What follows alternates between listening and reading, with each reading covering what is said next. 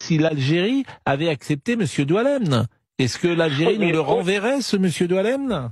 Oui, mais l'Algérie, c'est un État délinquant qui ne veut pas de ce délinquant. Le problème, il est là. Moi, je suis à l'aise, Pascal. Hein. Moi, je suis à l'aise de parler de l'Algérie parce que c'est un pays que je connais très bien. J'ai vécu 25 ans. Ça fait 25 ans que je suis en France. Donc, il n'y a pas de problème. Hein. Vous êtes de quel... Vous êtes né en France ou vous êtes né en Algérie? Non, je suis né en Kabylie. Ça n'a rien à voir. Oui. Chacun ses origines. Voilà. Moi, je suis kabyle d'origine. Je ne suis pas algérien. Je suis d'origine kabyle. Voilà. Déjà, qu'on commence déjà à nous appeler comme on est. Et oui, mais la Kabylie n'est pas indépendante. Mais si, pour moi, elle est indépendante. J'ai pas la même religion, j'ai pas la même langue, j'ai pas les mêmes traditions, j'ai pas la même culture avec les Arabes ou musulmans. Qu'est-ce que vous voulez que je sois algérien? L'Algérie ne veut pas de moi. L'Algérie ne veut pas de moi. Je veux pas d'elle. C'est entendu, mais bon, la Kabylie... La Kabylie, il est en Kabylie. Oui. Voilà. Il y a la petite et la grande Kabylie. Moi, je suis kabyle. Voilà. Je suis ni arabe, ni musulman. Voilà. Non, mais j'entends bien, j'entends. Alors après, c'est comme si...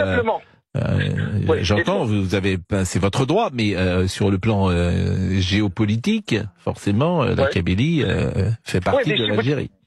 Mais Pascal, vous êtes quand même sensé, vous êtes quand même bien instruit, vous avez ouvert les livres d'histoire. Oui. Vous savez bien que les Arabes et les musulmans, ils sont arrivés avec 212 chameaux chez nous. Mais je croise souvent beaucoup de Kabyles et je vois l'opposition qui existe souvent avec le régime tel qu'il est mis en place aujourd'hui à Alger.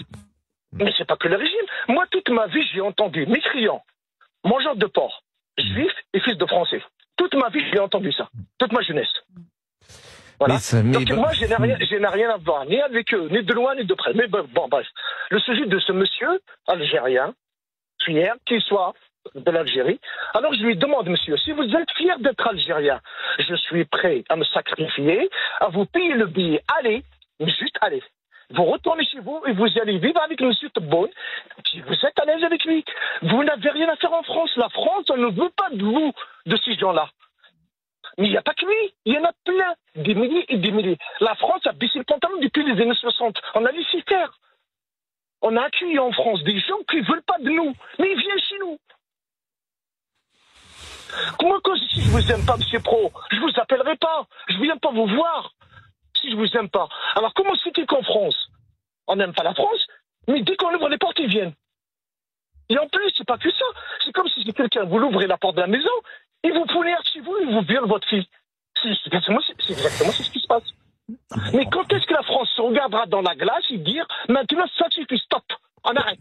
C'est ce que dit Marine Le Pen, les rapports les autorités algériennes, ils ont tous leurs intérêts, des appartements à Paris. Il faut qu'on gèle les avoirs.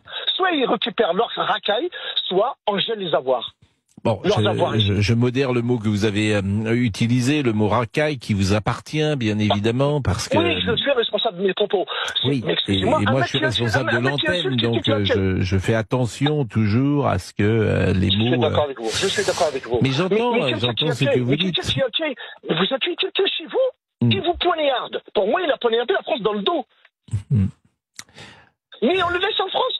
Mais c'est le même juge, je suppose que c'est le même juge qui a lâché les deux délinquants à Paris qui ont poignardé le gamin.